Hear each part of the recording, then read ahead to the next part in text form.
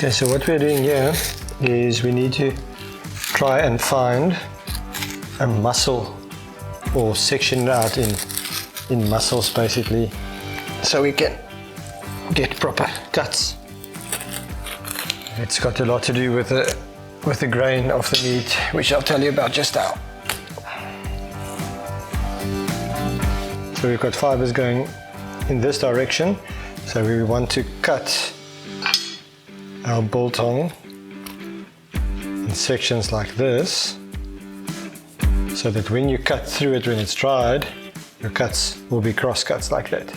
You need to keep the fibers long to make it strong enough to hold your cross cuts. So for us, I don't like working with too big pieces, so I'm going to section this out in 3, because we like making little small sizes. If you want to, you can do big. Traditionally, we've got very big slices basically.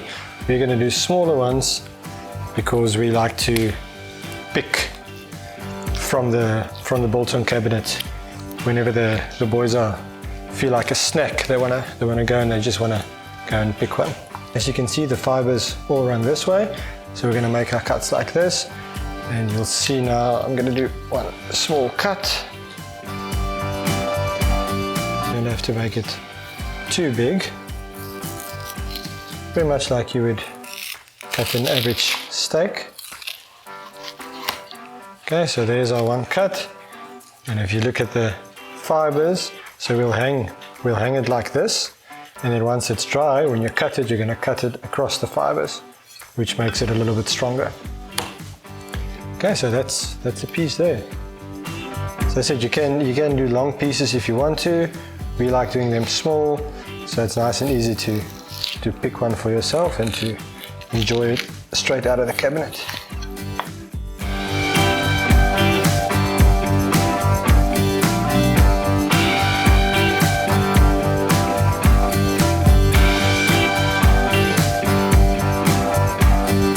Okay, so we're going to use some vinegar. You can use brown vinegar or white vinegar, it doesn't really matter.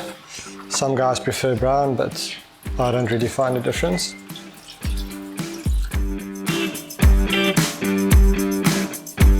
You want to add quite a lot because you want to submerge the meat in the vinegar.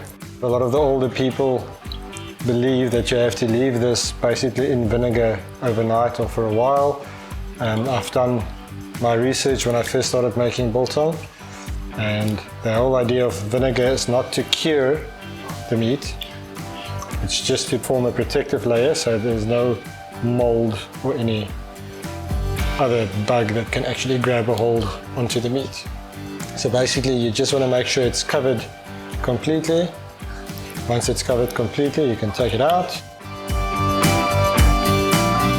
I'm using just my one hand here because I actually cut my finger on the other hand, which I really don't want to put into the vinegar. Right, so basically we do this with all the meat, and we just make sure that it's nicely covered. So now what we need to do is we need to spice the meat. We've got our coriander. I'm gonna get some salt. I'd like not to use a grinder for the salt because you really need a lot of salt and it takes a while with a grinder. I like getting a nice container that you can actually pour the salt from in bigger quantities. So make sure you've got enough salt.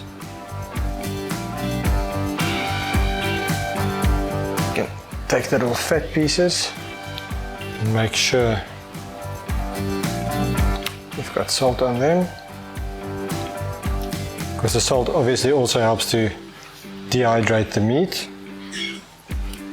You can already see on the meat that it's pulling out the water. I like doing both sides first before I do the other spices.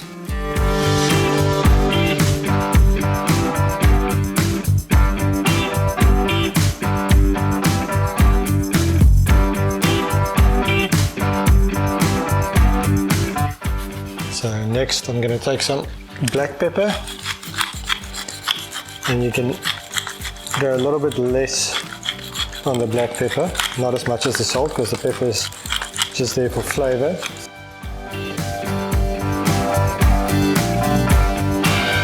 I'm going to do the other side.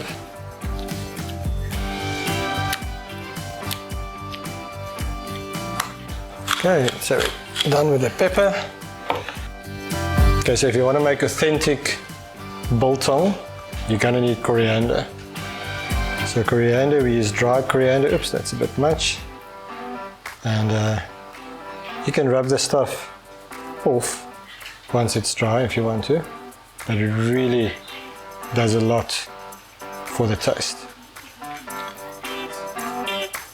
That's if you are looking for authentic biltong. I know a lot of guys don't really like coriander, but in my opinion it's necessary if you want to make the right stuff.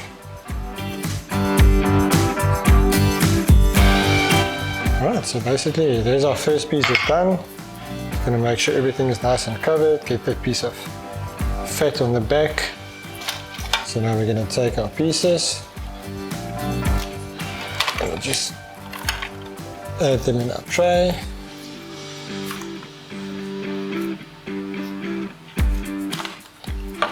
Alright, so I'm gonna quickly sort these other pieces out, then we'll get back to business.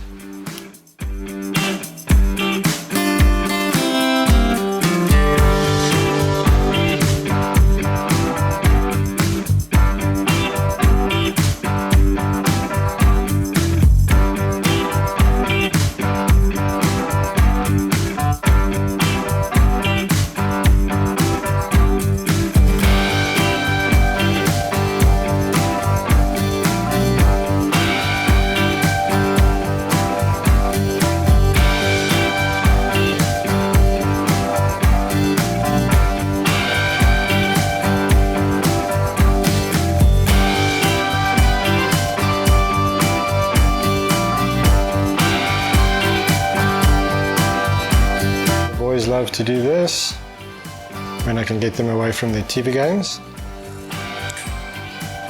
No, I think you can do a better job than that.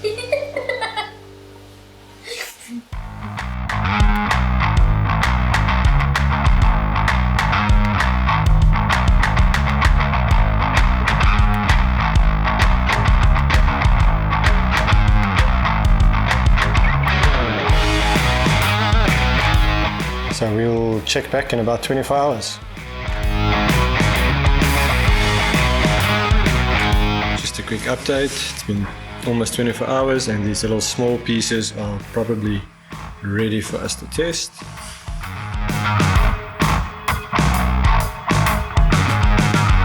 Okay, it's been about 48 hours and I think the biltong is ready.